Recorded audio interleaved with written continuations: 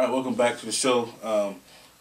There was for the first time since 1946, there was a Tuesday night game in the NFL. It was Vikings at the Eagles. First of all, a lot of controversy around what the NFL did. A lot of people felt they shouldn't have postponed the game back due to the weather. Even the governor said he was sissies. Yeah, that was funny. He said, yeah, he was talking about that's what's wrong with this country now. That's why China's whipping our tail and everything. He was saying he was like, if this was China, they would have been out there in umbrellas and t-shirts watching the game, lined up. Something he was going off, man. It was fun. It was kind of funny. But I just want to get your thoughts on that. Do you think they should have played that game? I think they did the right thing because it was the original forecast was for it to be 20 inches of snow. And imagine how hard that'd be for all the people to get back home with all the traffic. And, I mean, but it's plenty of people have done it before, and then so many other people come in from out of town to watch the game, and then what are those people supposed to do? Well, I mean, you can't predict the future. I think they did the right thing. They wanted to be safe. You had to think about the safety of the fans and think about the safety of the players, and they took that into consideration over everything else. Well, there was some controversy out there saying that the Eagles possibly wanted to postpone the game because, quicker surface for all the speed they got compared to the Vikings. They thought that it gave them an advantage. It's possible, yeah. Plus, as we saw as the game went on, Vic was kind of banged up. A lot of people thought, we don't know if Vic was banged up already going into that game or if he got hurt during the game. But as we get into the game, the Vikings won 24-14. The Eagles didn't play with much energy or passion to me at all. Vic struggled all night long. He only threw one pick, but he should have thrown like 4. The Eagles dropped like 3 of them. As far as picks goes, only one person picked the Vikings. That was Ashley Hiddendorf. I don't want everybody to get mad when I tell you this, but she basically was in a rush. She had a situation with her kids, so I was talking to her trying to get her picks, and basically said she said just give me all the road teams about 10, and ended up paying off for her. She ended up hitting that game on the head, and she hit the Baltimore Browns game on the head as well. So you know what? That's crazy. but you know what? Let me ask you this: do you think for the poor game Michael Vick played, you think he should be executed? Executed? Yeah, that's well. Fox analyst, I forgot his name. He said Michael Vick should have been executed for killing all those dogs. Oh, because the dog in dog fights, they have a bad game. They get executed, is he talking about? Yeah. So they should get executed. That's messed up, man. Who said that, man? No, actually, no. That's a good. I didn't think about that, but I mean, he just said he's kind of a, I guess, kind of racist guy. Well, and, Fox analyst, Republican. You know, you're a dog lover, one of the two. Yeah, that too. Yeah, he doesn't like Michael Vick. All right. Well, Ricky Joe Webb, led the Vikings to the upset. He played a pretty good game. He managed to clock well. Something Brett Favre hadn't done all year.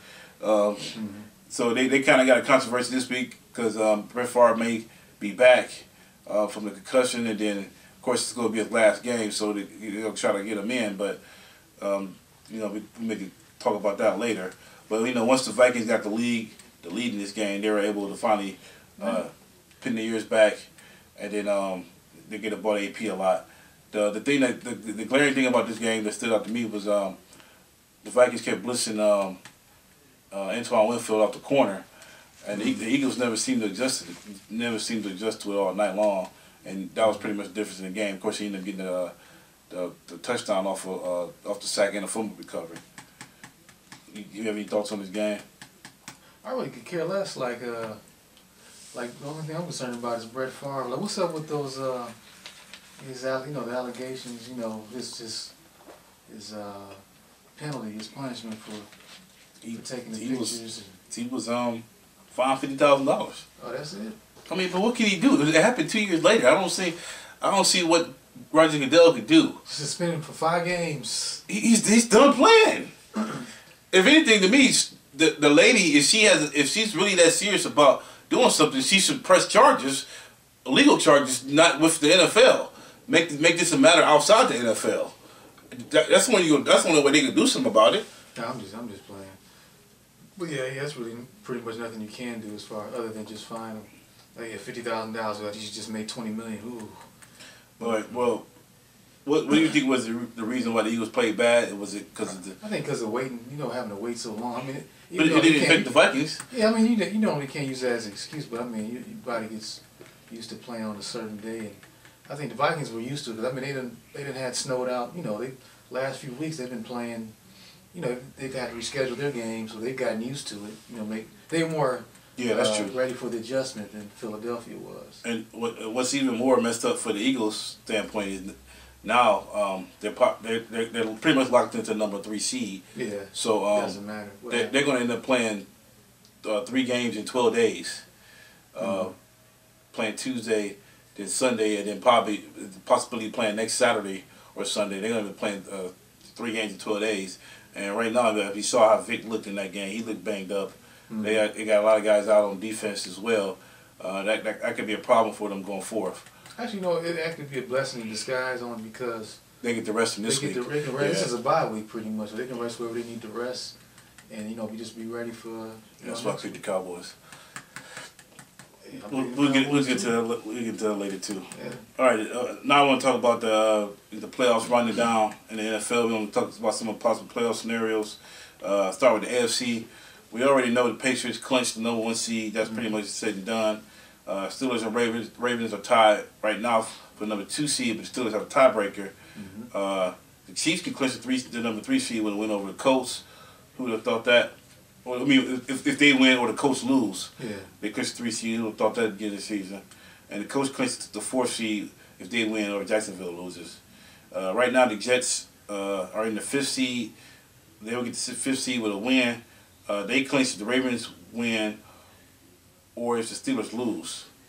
And right now the Jaguars have to win, and the Colts have to lose for them to get in. So the AFC pretty much it's pretty much set. I think the way Tennessee played last week, they pretty much gave up. So I don't see the Colts losing, and then Jacksonville with David Garrard being out this week, who knows if they're going to win or not.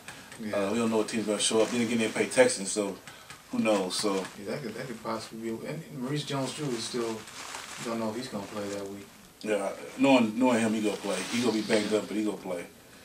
In the NFC, it's a lot more difficult to picture though. A lot of people still got chances to get in. Number 1 seed is still open. Falcons right now have the number 1 seed, and they would get the number 1 seed if they win or if the Saints lose and the Bears lose. Bears have already at least clinched the number 2 seed. They can get the number 1 seed if the Falcons and the Saints lose. Eagles are locked in at number 3. You already mentioned that. The winner of the St. Louis-Seattle game gets the number 4 seed. Team under 500 or worse will end up with a home field. That's the rules right now. They got to definitely change it next year. The Saints are already in, but can either finish number 2 if they win, and the Bears lost, or number 5 if the Bears win. They actually better off with the 5 seed. You think so? Yeah, because they play whoever comes out of the NFC West. Yeah, that is true. The Packers is in with a win over Chicago, or the Giants and the Buccaneers lose. Giants get in if they win and the Packers lose, and the Bucks get in if they win and the Packers and Giants lose. So it's still real wide open in the NFC. So let's go into some of these key games for this week. Of course, we got to start with the Browns and the Ravens. Browns and Steelers. Okay. The question is, Pittsburgh's still playing for number 2 spot, so I think they're still going to play a lot of their players. I think they're still pissed that they lost to the Browns last year.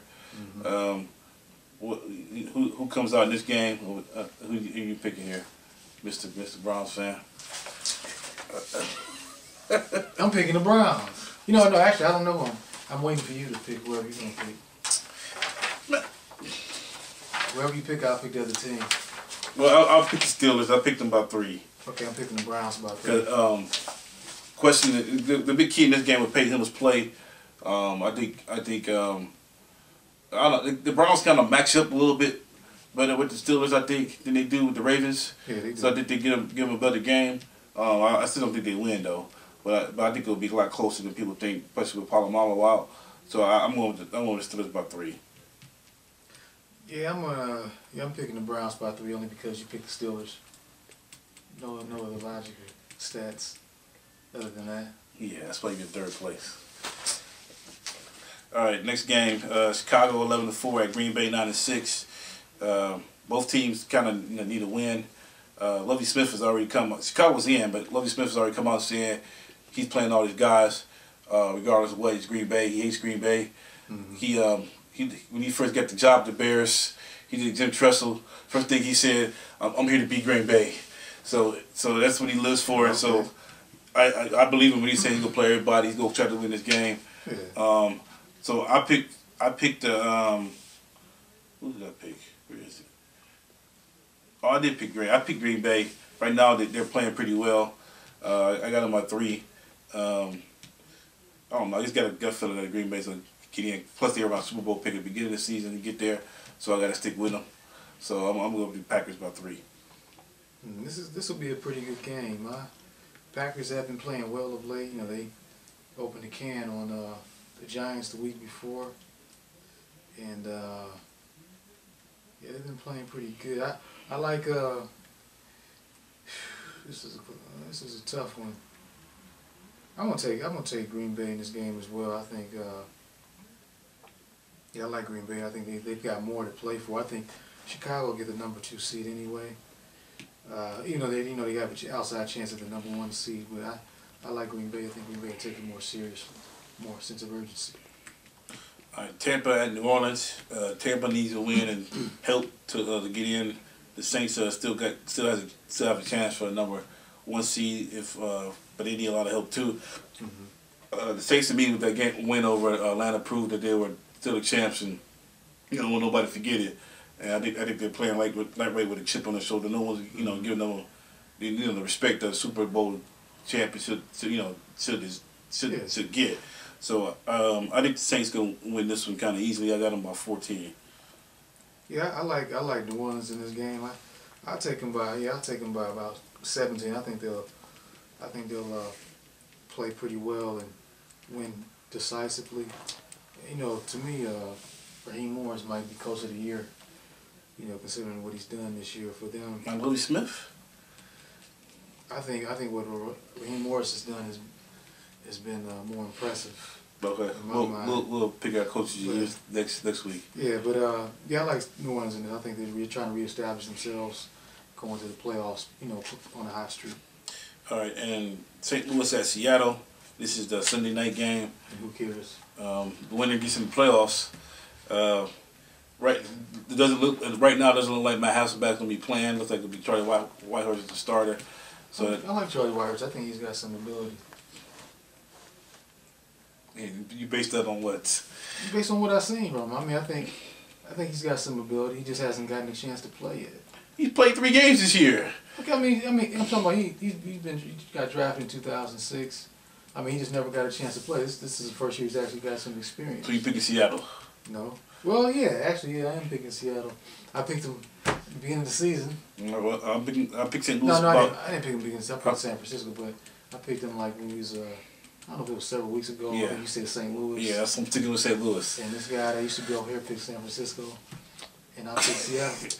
I got St. Louis by 4. I just think, especially if Hasselbeck's not playing, I think Bradford and. I think they might be better off with Whitehurst. I think Bradford and Jackson will pretty much carry the team to victory. They'll find a way.